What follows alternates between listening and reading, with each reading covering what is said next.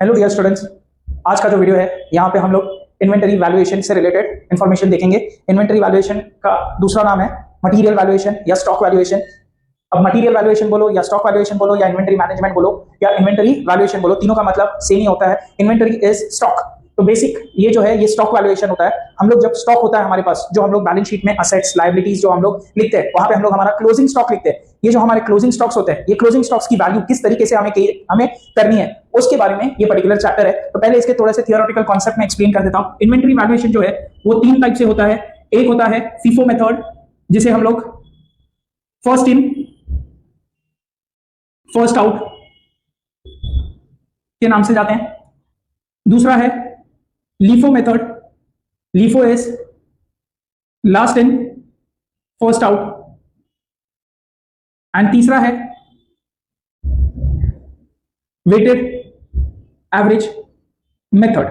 अब ये तीनों मेथड का डिफरेंस क्या है? तो फीफो मेथड हमने शटलकॉक का बॉक्स देखा है। शटलकॉक जो होता है उसका बॉक्स जो होता है वो सिलिंड्रिकल शेप में होता है। हम लोग एक साइड से कॉक शटलकॉक को डालते हैं, दूसरी साइड से हम लोग निकालते हैं। तो पहले जो कॉक डाला हुआ रहेगा वही शटलकॉक बाहर सबसे पहले निकलता है। तो जो फर्स्ट इन है वही फर्स्ट आउट है। अब वही शटलकॉक को अगर हम लोग पीछे से निकालने की कोशिश करेंगे, नो डाउट डैमेज हो जाएगा, लेकिन हम लोग अगर पीछे से निकालते हैं तो जो लास्ट में डाला था वो पहले बार आ रहा है, तो लास्ट इन फर्स्ट आउट। और अगर वेटेड एवरेज देखेंगे, शटलकॉक के बॉक्स को हम लोग तोड़ दे रहे हैं और बीच में से कोई भी रैंडमली एक कॉक निकाल रहे हैं, उसे हम लोग वेटेड एवरेज कहेंगे। तो basic first in first out, जो पहले आया है पहले उसको बेचो, जो लास्ट में आया वो लास्ट में बिकेगा। तो फीफो मेथड का मतलब है जो पहले आया वो पहले बाहर जाएगा। लास्ट इन फर्स्ट आउट, जो लास्ट में आया पहले वो बाहर जाएगा, फिर पुराना पुराना पुराना करके हम लोग बेचना शुरू करें। Weighted average is basic thing, सब सामान एक साथ मिक्स कर दिया और बेच रहे हैं। हम लोग नॉर्मली किराना स्टोर में जाते हैं, बड़े बड़े बास्केट्स होते हैं, बास्केट्स के अंदर लोग ने गेहूं चावल शक्कर निकाल के रखा रहता है और उन लोगों का थोड़ा सा जो स्टॉक है वो डब्बे में खत्म होना चालू होता है। उन लोग नया गोनी उठाते कट करते और सीधा डाल देते। उन लोग ये नहीं देखते कि पुराना वाला है तो पहले उसको निकाल के साइड में रख दो, पहले वो बेचेंगे फिर नया वाला, ऐसा नहीं होता है। वो डायरेक्टली कट करते उसके अंदर डाल देते हैं और डालने के बाद सब मिक्स हो जाता है, तो वो होता है वेटेड एवरेज। यानी इन शॉर्ट बोलने का मतलब क्या है, फर्स्ट इन फर्स्ट आउट में जो सबसे पहले आया है सबसे पहले बाहर वो जाएगा। दूसरा है लास्ट इन फर्स्ट आउट, जो सबसे लास्ट आया है सबसे पहले बाहर वो जाएगा। और वेटेड एवरेज में ऐसा कुछ नहीं होता है, रैंडमली सब मटेरियल मिक्स हो जाते हैं, फर्स्ट लास्ट सब मिक्स हो जाएगा और हम लोग उसे सेल करेंगे। तो उस तरीके से इन्वेंटरी वैल्यूएशन बोलो, स्टॉक वैल्यूएशन बोलो, तीन मेथड से होता है, फीफो, लीफो, वेटेड एवरेज। हम लोग जो प्रैक्टिकल की बात कर रहे हैं, प्रैक्टिकल में सिर्फ FIFO method and weighted average method ही इंपॉर्टेंट है। लीफो मेथड से आप लोगों को एग्जाम्स में सम्स नहीं आ सकते। फीफो मेथड से रिलेटेड, वेटेड एवरेज मेथड से रिलेटेड मैंने यहाँ पे एक क्वेश्चन लिख के रखा हुआ है। हम लोग को इसे किस तरीके से प्रैक्टिकली सॉल्व करना है वो मैं आप लोगों को एक्सप्लेन करूंगा। अब आप लोग देख सकते हैं मैंने यहाँ पे एक जो सम लिखा है उसके अंदर ओपनिंग स्टॉक दिया हुआ है, परचेसेस दिया हुआ है, सेल्स दिया हुआ है, क्वांटिटी दिया हुआ है और थोड़े बहुत रुपीस के वैल्यूज दिए हुए हैं। यानी परचेसेस और ओपनिंग स्टॉक का वैल्यूज दिया हुआ है, सेल्स का कोई वैल्यू नहीं दिया हुआ है। कोई सम्स जब आप लोग प्रैक्टिस करना स्टार्ट करोगे तो सेल्स के भी वैल्यूज दिए रहते हैं, लेकिन सेल्स की वैल्यूज हमें हमेशा ही इग्नोर करनी होती है। सेल्स का वैल्यूज जो पर यूनिट का वैल्यू दिया रहेगा वो हमारे कोई काम का वैसे भी नहीं होता है, अगर दिया भी है तो हमें उसे इग्नोर करना है। पर ये वाला जो सम है यहाँ पे, ये सेल्स के जब भी सेल्स हुआ है उसकी कोई वैल्यू हमने रुपीस में नहीं लिखी है, वैसे ही हमें कोई यूज नहीं आता इस चीज का। तो हम लोग देख सकते हैं, find out the value of closing stock on 31st March 2025 of mister Shankar traders using FIFO method and weighted average method. अब डेट दिया हुआ है, हर डेट पे कुछ ना कुछ हो रहा है, परचेस हो रहा है, सेल्स हो रहा है, सेल्स हो रहा है, परचेस हो रहा है, सेल्स हो रहा है, परचेस हो रहा है। अब इसकी वैल्यूएशन किस तरीके से करनी है वो मैं यहाँ पे आपको प्रैक्टिकली सॉल्व करके बताऊंगा। पहले मैं फीफो मेथड करके बताता हूँ, फिर आप लोगों को वेटेड एवरेज उसी के बाजू में करके बताऊंगा, तो आप लोगों को पता चलेगा, कंपैरिजन से पता चलेगा किस तरीके से हम लोग सम सॉल्व करते हैं। तो इसका सोल्यूशन मैं स्टार्ट करता हूँ। यहाँ पे सोल्यूशन में सबसे पहले फीफो मेथड यूज करेंगे। जैसे कि मैंने अभी जस्ट थोड़ी देर पहले आपको फीफो मेथड के बारे में बताया। फीफो मेथड क्या होता है, फर्स्ट इन फर्स्ट आउट, जो मटेरियल सबसे पहले आया है सबसे पहले वो बाहर जाएगा। तो उसका फॉर्मेट, जो सम सॉल्व करने का फॉर्मेट है वो मैं आप लोगों को एक्सप्लेन कर देता हूं।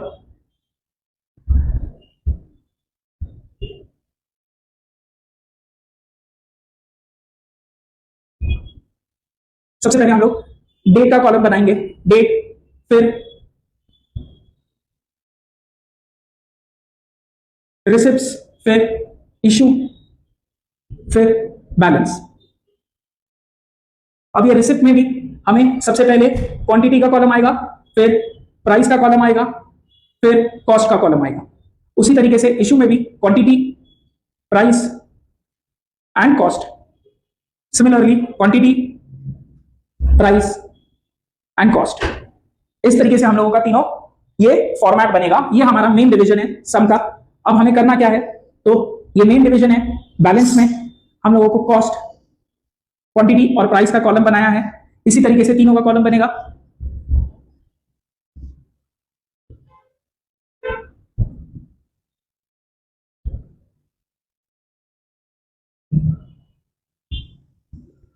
अब सबसे पहला हम लोगों को मिला है 1 अप्रैल 2024 को ओपनिंग स्टॉक, तो डायरेक्टली वो बैलेंस में चला जाएगा और वो है 500 यूनिट्स। तो क्वांटिटी में हम लोग 500 लिखेंगे और रुपीस के कॉलम में 35।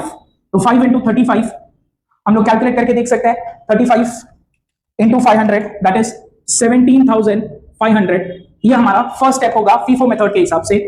अब नेक्स्ट स्टेप हमारा क्या होगा, ये स्टेप हो गया। नेक्स्ट स्टेप हमने क्या किया है, 5 जून को हमने परचेज किया है कितना 1000। तो परचेज किया यानी हमारे पास क्वांटिटी आया, रिसिप्ट साइड में आएगा 1000 और प्राइस कितना था 38, दैट इज 38,000 हो गया हमारा टोटल कॉस्ट। अब हमारे पास फीफो मेथड में एक चीज ध्यान रखनी है, जो पुराना वाला जो स्टॉक है हम उसे फेक नहीं देंगे, हमें उसे कैरी फॉरवर्ड करना है। तो ये 500 पहले कैरी फॉरवर्ड होगा 35 के हिसाब से 17,500। इतना होने के बाद ये जो नया वाला स्टॉक है वो अलग से लिखेंगे 1000 into 38 at the rate of 38 that is 38,000। ये हमारा particular stock new stock record हो गया। अब तीसरा स्टेप जो है ये हमारा क्या था, सेल्स का। तो हम लोग यहाँ पे डेट लिखेंगे 31 अगस्त 2024। डेट लिखने के बाद हमारा हुआ है सेल्स। अब सेल्स हुआ है 300 units. As we know FIFO method है, फीफो मेथड में क्या होता है, पहले जो गुड्स आया है पहले हमें उसे बेचना है। तो यहाँ पे ये दोनों में सबसे पुराना वाला ये 500 है, तो ये 500 में से हमें 300 बेचना है। तो हमारे ये 500 में से हमें 300 बेच देना है। उसकी सेलिंग प्राइस 35 ही रहेगी, चाहे यहाँ पे अगर कुछ भी वैल्यू दी रहती हमें ये वैल्यू ही लेनी है। 500 35 के हिसाब से जाएगा और ये 500 में से 300 अगर चला गया तो बचता है 200 और ये 200 35 के हिसाब से हमें 7000 मिलेगा और यहां पे आ जाएगा 10,500। और ये 1000 को हम लोग भूल जाएंगे क्या, नहीं, ये अभी ये 1000 नीचे कैरी फॉरवर्ड हो जाएगा 1038 दैट इज 38,000। तो इस तरीके से हमारा रिकॉर्ड होगा सेल्स का। ये सेल्स का रिकॉर्ड होने के बाद अब हमारा नया स्टॉक आएगा, जो नया ट्रांजैक्शन है 800 यूनिट्स अगेन सोल्ड। तो ये जो 800 सोल्ड हुआ है इसका कैलकुलेशन मैं आप लोगों को यहां पे करके बताता हूं। अब हमें बेचना है 800, डेट क्या है 19 सितंबर 2024 को हमें बेचना है 800 यूनिट्स। अब फीफो मेथड के हिसाब से हमारा रूल क्या होता है, पहले पुराना वाला बेचो उसके बाद नया वाला लो। अब आप लोग देख सकते हैं पुराने वाले में हमारे पास कितना था, सिर्फ 200, तो हम लोग पुराने वाले में से 200 लेंगे, तो बैलेंस जो भी है वो नए वाले में से लेना पड़ेगा। तो हमारा जो नया बैलेंस है वो कौन सा है 1000। ये 1000 में से हमें टोटल बेचना कितना है, बैलेंस कितना हो गया यहाँ पे 600। तो ये 600 जो है ये 1000 में से जाएगा एट द रेट ऑफ 38 और ये जो 200 है वो जाएगा एट द रेट ऑफ 35। इस तरीके से हमारा प्रेजेंटेशन है। तो अब हम लोग को कैसे लिखना है, तो डेट लिखेंगे 19 सितंबर 2024। सेल्स हुआ है इशू के कॉलम में लिखेंगे पुराना वाला 200 of ₹35 that is 7000 and new one 600 at the rate of 38। तो कैलकुलेट करके देख लेंगे 600 इंटू 38 दैट इज 22,800। अब बैलेंस में कितना आएगा, देखिए 200 तो यहां पे चला गया, तो ये 200 तो चला गया हमेशा के लिए, तो वो रिकॉर्ड नहीं होगा। ये 1000 में से भी 600 चला गया, 1000 में से अगर 600 चला गया तो हमारे पास बचता है 400 एट द रेट ऑफ 38। तो 400 इंटू 38 विल गिव यू 15,200। तो हमारा ये बैलेंस जो बचा हुआ स्टॉक है वो है। तो कभी कभी हम लोग के पास फीफो मेथड में ये एक कॉम्प्लिकेशन रहता है कि पुराने वाले में थोड़ा रहता है, नए वाले में से थोड़ा लेना होता है, तो उसका प्रेजेंटेशन कुछ इस तरीके से होगा। पिछला जो सेल्स था वो पूरा का पूरा ओपनिंग वाला जो स्टॉक था हमारे पास उसमें से बिक गया। दूसरे वाले ट्रांजैक्शन में से जो ओपनिंग का बचा हुआ 200 था वो बेचा, उसके बाद और क्वांटिटी की जरूरत थी तो वो नए वाले में से हमने लेके बेचा है। तो ये हो गया हमारा 19 सितंबर का ट्रांजैक्शन। अब 1 अक्टूबर को हमने वापस से परचेज किया है, 1 अक्टूबर 2004 को परचेज किया है, तो हम लोग का रिसिप्ट साइड पे 1200 लिखेंगे, 34 के हिसाब से कैलकुलेट करेंगे 1200 इंटू 34 दैट इज 40,800। अब बैलेंस के अंदर ये 400 एज इट इज उठा के लिखना है, उसके बाद ये जो नया वाला है वो उसके नीचे आ जाएगा। तो 1200 34 के हिसाब से 40,800। तो आप लोग देख सकते हैं जैसे हमने यहां पे किया था, ऊपर वाला पहले नीचे लिखा फिर नया वाला उधर उसके नीचे आ जाएगा, उसी तरीके से यहां पे जो बैलेंस बचा था पहले वो लिखा, उसके बाद नया वाला उसके नीचे लिखा। अब ये हो गया 1 अक्टूबर का। अब डायरेक्टली आते हैं 20 फरवरी 2025 को, क्या हुआ है, सेल्स हुआ है। अब यहां पे भी सेल्स जो हुआ है वो 1000 क्वांटिटी हुआ है और हमारे पास यहां पे ओल्ड वाले में 400 है, तो हम लोग क्या करेंगे, ओल्ड वाले में से पूरा 400 ले लेंगे और न्यू वाले में से 600 क्वांटिटी लेंगे। कैसे मैं दिखाता हूं, यहां पे देखो 20 फरवरी 2025 को हमें बेचना है 1000 यूनिट्स। अब ओल्ड वाला हमारे पास कितना है, तो ओल्ड वाला हमारे पास है 400 units at the rate of 35। अब न्यू वाले में से हमें क्या करना है, 1000 के लिए 400 तो यहां से निकल गया, अब बचा कितना 600, वो 600 एट द रेट ऑफ 34 के हिसाब से हमें बेचना है। तो टोटल 1000 क्वांटिटी हो गया। अब प्रेजेंटेशन कैसा होगा, तो 20 फरवरी 2025 सेल्स हुआ है, इशू के कॉलम में लिखेंगे ओल्ड वाला 400 पूरा का पूरा चला जाएगा, 38 के हिसाब से 15,200, और न्यू वाले में से जो 1200 है उसमें से हमें सिर्फ 600 चाहिए। क्यों? टोटल बेचा कितना है 1000, तो इसमें से हमने 600 बेच दिया एट द रेट ऑफ 34, तो हमें 600 इंटू 34 दैट इज 20,400, ये हमारा वैल्यू आ गया सेल्स का। आप देख सकते हो टोटल सेल्स कितना है 1000, तो हमें बेचना भी 1000 ही था, वहां पे 1000 का रिकॉर्ड आ गया। अब ये 400 चला गया, ये 1200 में से 600 चला गया, 1200 में से अगर 600 चला गया तो बचा कितना 600 at the rate of 34 will give you 20,400। आप लोग देख सकते हो हर सेल्स में बाइफर्केशन होता है, ज्यादातर बच्चे मिस्टेक्स यहाँ पे सेल्स में ही करते हैं क्योंकि उन्हें पता नहीं चलता है सेल्स किस तरीके से करना है। आप लोगों को इस तरीके से अगर करोगे तो ज्यादा आसान हो जाएगा। अब आगे अगर आप लोग ऑब्जर्व करोगे तो हमें क्या दिया हुआ है, ट्रांजैक्शन 31 मार्च को हमने परचेज किया, तो हम लोग यहाँ पे 31 March 2025 purchase 600 units at the rate of 30 that is 18,000 का रिकॉर्ड हमने कर दिया यहाँ पे डैश, और जैसे हमने यहाँ पे किया था कैरी फॉरवर्ड, यहाँ पे भी ये 600 कैरी फॉरवर्ड हो जाएगा, 634 दैट इज 20,400, ये तो पुराना वाला हो गया, और ये जो नया परचेज किया है वो भी लिखेंगे 600 at the rate of 30 that is 18,000। तो आप लोग देख सकते हो ये जो है हमारा स्टॉक है, इसके बाद कोई ट्रांजैक्शन नहीं है, और 31 मार्च हमारा भी क्लोजिंग 31 मार्च का ही है, तो आप लोग देख सकते हैं 31 मार्च को मेरे पास 600 units at the rate of 34 भी था, 600 units at the rate of 30 भी था, तो टोटल मेरे पास अगर देखा जाएगा तो 1,200 यूनिट्स था, 1,200 यूनिट्स ऑफ ये दोनों का टोटल 38,400। तो हम लोगों को एक स्टेटमेंट लिखना है, therefore closing stock as on 31 March 2025 as per FIFO method is 1,200 units, 1,200 units at rupees 38,400। बस इस तरीके से हमें एक स्टेटमेंट लिखना है। ये है हमारा FIFO मेथड का सोल्यूशन। आप लोग ऑब्जर्व कर सकते हो जब भी परचेस होता है हम लोगों को कैरी फॉरवर्ड करके नया परचेस उसके नीचे लिखना है, और जब भी सेल्स होगा तो हमें देखना है सबसे पहले पुराना वाला बेचेंगे उसके बाद नया वाला बेचेंगे। तो ये है हमारा FIFO मेथड। अब हम लोग देखेंगे सेकंड मेथड जो कि वेटेड एवरेज मेथड है। तो वेटेड एवरेज मेथड में यहां पे करके बताऊंगा जिससे कि आपको कंपैरिजन करके पता चले किस तरीके से हमें FIFO और वेटेड एवरेज सॉल्व करना है, तरीके से सॉल्व होगा।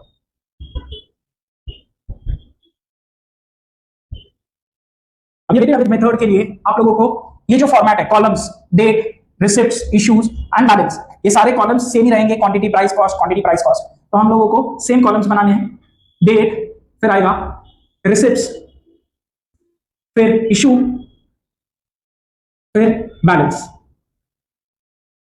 अब रिसिप्ट में भी quantity, price and cost, similarly quantity, price, cost, यहां पे भी क्वांटिटी, प्राइस, कॉस्ट। अब ये कॉलम्स बनने के बाद हमें क्या करना है, सबसे पहले जो ओपनिंग दिया था वो ओपनिंग ले लेंगे 1 अप्रैल 2024। यहां पे quantity 500 units at the rate of 35 that is 17,500। आप लोग देख सकते हो दोनों में ओपनिंग स्टॉक लिखते वक्त कोई भी डिफरेंस नहीं है। सेकेंड परचेसेस हमने किया था 5th को, तो 5 जून 2024 1000 यूनिट्स का परचेस है एट द रेट ऑफ 38, तो आ गया 38,000। ये हमारा परचेस का रिकॉर्ड हो गया। अब उसमें इशू में डैश डालेंगे, और जब बैलेंस लिखेंगे यहां पे हम क्या कर रहे थे, पहले ओपनिंग लिख रहे थे, फिर क्लोजिंग जो नया आया है वो उसके नीचे लिख रहे थे। अब ये जो है ये वेटेड एवरेज मेथड है, यहां पे ऐसा डिफरेंस नहीं करना है। यहां पे मैंने जैसे आप लोगों को एक्सप्लेन किया थ्योरी सिखाते वक्त कि एक डब्बा है, डब्बे में ऑलरेडी गेहूं चावल कुछ डाल के ओपन रखा हुआ है और वो खत्म होने की कगार पर है, तो दुकान वाला क्या करता है, नया बोरी खोलता है और उसी के अंदर डाल देता है। तो यहां पे भी कुछ ऐसा ही है, पुराना वाला और नया वाला ऐड हो जाएगा। तो ये 500 प्लस 1000 दैट इज 1500।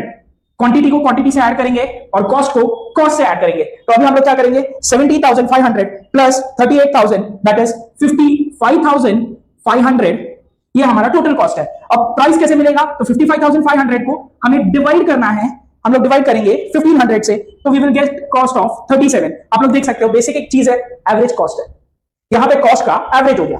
उसी तरीके से अब नया जो ट्रांजैक्शन है वो क्या था, सेल्स का। 31 अगस्त का सेल्स है, तो 31 अगस्त 2024 सेल्स के लिए डायरेक्टली यहां पे हम लोग लिखेंगे जितना सेल्स हुआ है दैट इज 300, और कॉस्ट जो आएगा यहां पे ये 37 हो जाएगा। यहां पे थोड़ा सा कॉम्प्लिकेटेड था, पुराना वाला पहले बेचो फिर बाद में नया वाला जो है वो यूज करो। यहां पे ऐसा कुछ नहीं है, यहां पे डायरेक्टली यहां पे जो वैल्यू ऑफ प्राइस था वही वैल्यू ऑफ प्राइस यहां पे आएगा। अब 37 into 300 that is 11,100। अब जैसे कि आप लोग समझ सकते हो, परचेज किया था तो हमने क्या किया, ऐड किया। अब यहां पे क्या हुआ है, सेल्स हुआ है, तो ये जो क्वांटिटी है वो ये क्वांटिटी में से सबट्रैक्ट होगी। तो 1500 minus 300 that is 1200। Cost 55,500 minus 11,100 will give you 44,400। अब 44,400 को 1200 से डिवाइड करेंगे तो आप लोग को आंसर आएगा 37।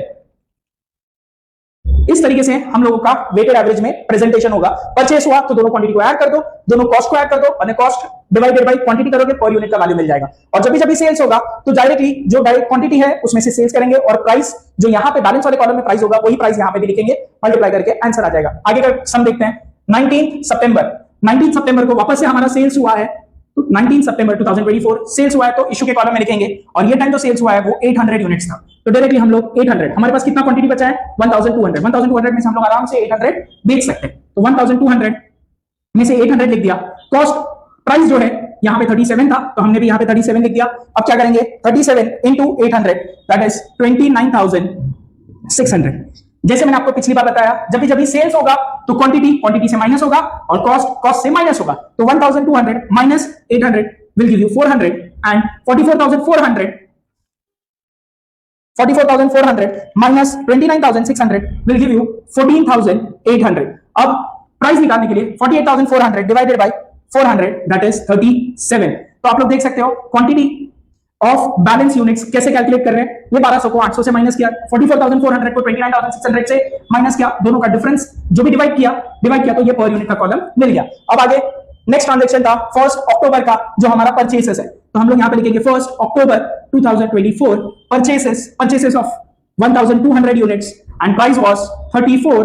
तो हम लोग मल्टीप्लाई करेंगे तो 40,800 उसका मल्टीप्लिकेशन प्रोडक्ट अमाउंट आया। अब क्या करना है, जैसे मैंने यहां पे बताया था, परचेज करते हैं तो quantity will added to the purchase quantity, तो 400 plus 1,600 sorry 400 plus 1,200 will give you 1,600, and cost का column 14,800 plus 40,800 will give you 55,600। अब ये 55,600 जो है, ये 55,600 डिवाइडेड बाय 1,600 करेंगे तो हमें quantity divided by price, cost divided by quantity किया, 34.75 आया, दैट इज अवर प्राइस। अब अगली बार जब भी हमारा सेल्स होगा तो हमें प्राइस 34.75 लिखना है। देखते हैं आगे क्या है। नेक्स्ट ट्रांजैक्शन है वो 20 फरवरी का है, तो 20 फरवरी 2025 जो सेल्स हुआ था 1000 यूनिट्स, तो हम लोग डायरेक्टली यहाँ पे 1000, और जैसे मैंने अभी बताया प्राइस में 34.75, ये दोनों को मल्टीप्लाई करेंगे तो 34,750 आएगा। अब ये जो है यहां से सबट्रैक्ट करेंगे तो 20,850, 55,600 minus 34,750, similarly 1,600 minus 1,000 that is 600, तो हमारा क्वांटिटी आया 34.75 per unit is the cost of 600। अब नेक्स्ट ट्रांजैक्शन है वो वापस परचेज का है, तो हम लोग यहाँ पे 31 मार्च 2025 परचेज किया है 600 units at the rate of ₹30, तो 18,000 आएगा। अब यहां पे हम लोग डैश लिखेंगे, जैसे कि यहां पे भी बताया जो क्वांटिटी था प्रीवियसली उसमें परचेज किया है, तो ये 600 ऐड हो जाएगा, तो 600 प्लस 600 विल गिव यू 1,200, और कॉस्ट भी ऐड हो जाएगा, 18,000 प्लस 20,850 विल गिव यू 38,850। अब ये जो 38,850 आया उसको 1200 से डिवाइड करेंगे, 38,850 divided by 1,200 will give you 32.375. This is per unit का कॉस्ट। इस तरीके से 1200 यूनिट्स तो यहां पे भी आए थे, कॉस्ट 38,400 आया था, यहां पे हमें कॉस्ट आ रहा है 38,850। डिफरेंस आप लोगों को दिख रहा है, यहां पे हमारा क्लोजिंग स्टॉक का वैल्यू 38,850 है, और यहां पे हमें आया था 38,400।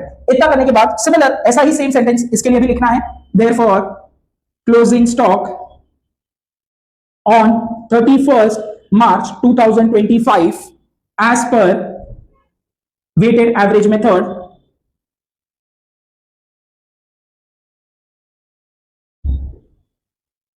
is 1,200 units at the rate of ₹38,850। आप लोग देख सकते हो यहां पे 38,400 है। फीफो मेथड के हिसाब से और यहां पे 38,850 है वेटेड एवरेज मेथड के हिसाब से। क्वांटिटी दोनों का सेम है लेकिन टोटल कॉस्ट दोनों का डिफरेंट है।